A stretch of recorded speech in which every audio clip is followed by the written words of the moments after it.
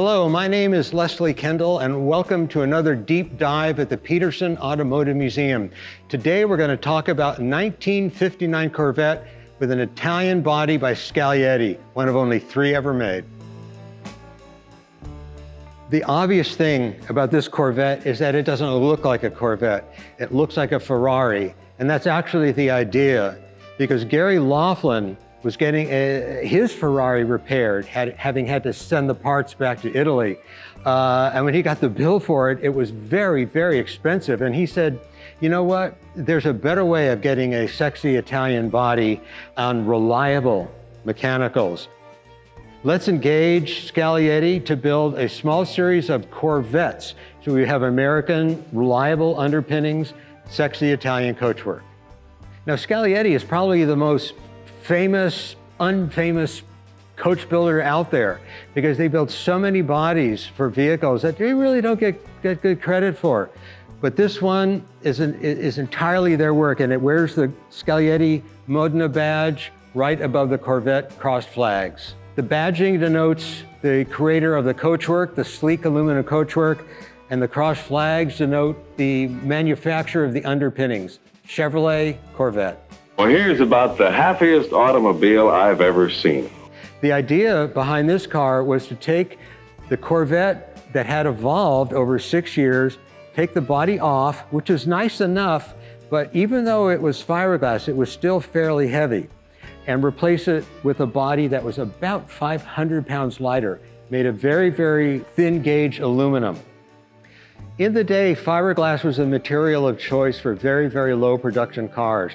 That's why so many special body shops out of Los Angeles did 1, 2, 3 off cars out of fiberglass, and that's exactly the reason that Chevrolet did it, because it was easier to spool up production, limited production with the fiberglass car than it was to create gigantic stampings for sheet metal on a car that would have had to recover the cost over a much larger production run. Now, if you think this looks like a Ferrari 250 TDF, you're forgiven, because that's the whole idea. The long hood, short deck proportions of the Italian car were in great demand in the day. And Scaglietti Corvette wasn't the first to come up with that. There was the Apollo, there was Intermechanica. There were a lot of other vehicles that American entrepreneurs combined with European entrepreneurs in some cases, blended to get just the right balance of American power and Italian good looks. Another thing that helped set this Corvette apart from others is its Ferrari red color, the Italian color for racing. And other special Italian touches include the Barani wire wheels with central knockoffs. It's just one hit with the right kind of hammer. Spins right off, you can change the tire very easily. You also have the dual exhaust tips, which are not common on a Corvette. You only had 1 exhaust on each side on a Corvette of that period. Here, for the Scaglietti, you've got 2. And the little bumperettes. In America, you needed bumpers, but that didn't mean they had to interfere with the car's design. Keeping in mind that this was essentially a prototype, one of 3, the car is very, very basic, with the exception of the marvelous proportions. They cut a couple of corners. For example, there are no windows in the doors. The car was delivered without windows, roll up or otherwise. Looking to the front, it also doesn't have any windshield wipers. It was delivered without those, and it doesn't have any sun visors either. So this is a pretty basic car that was intended as a kind of proof of concept.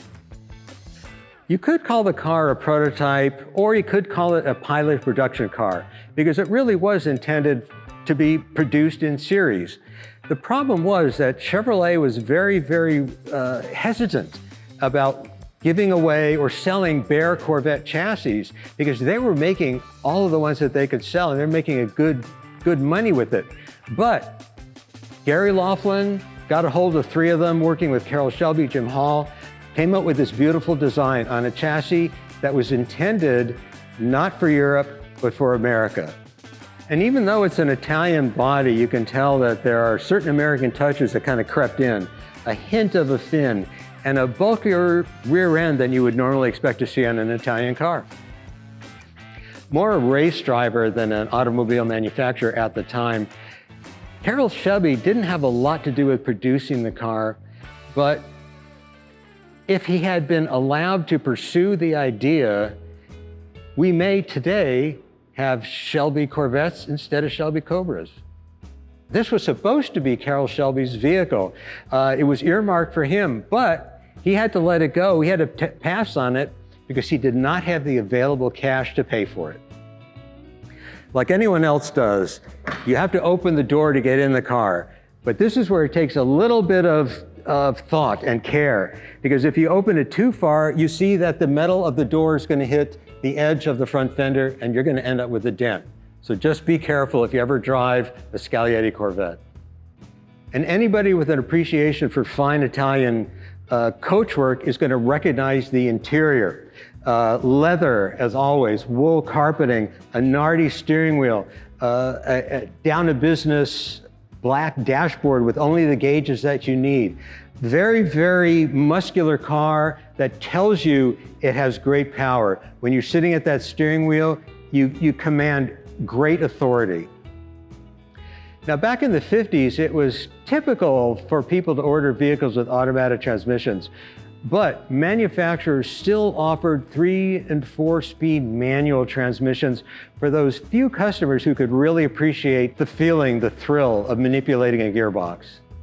Now, the one thing that would have made this a little bit more obviously a Corvette would have been if it had the regular toothy grille from the Corvette of that year, but this one doesn't.